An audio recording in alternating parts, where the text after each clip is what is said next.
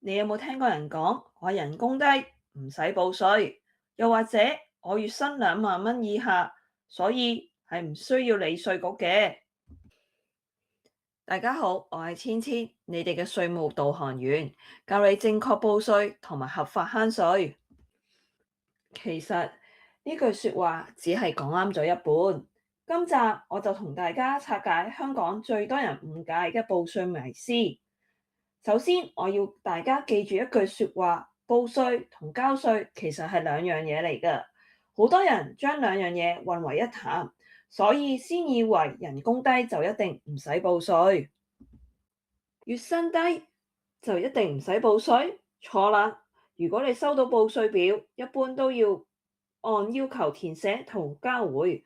即使最後計算結果係唔需要交稅，但都唔代表你可以唔填。是否需要交稅，其實要睇返你整體收入、免稅額同扣除項目嘅計算。香港其實冇一條法例話月薪低過某一個金額就一定唔使報稅㗎。真正要睇嘅係兩件事：一，有冇收到稅局發出嘅報稅表；二，計算後係咪需要交薪俸稅。另一個常見嘅問題，我都冇收過稅表，係咪唔使報稅啊？錯啦！如果你之後收入增加，或者稅務局發出稅表，你仍然需要按要求去處理。另外，如果你收入達到稅務條例規定，就需要通知稅局，亦要按法例要求去辦理。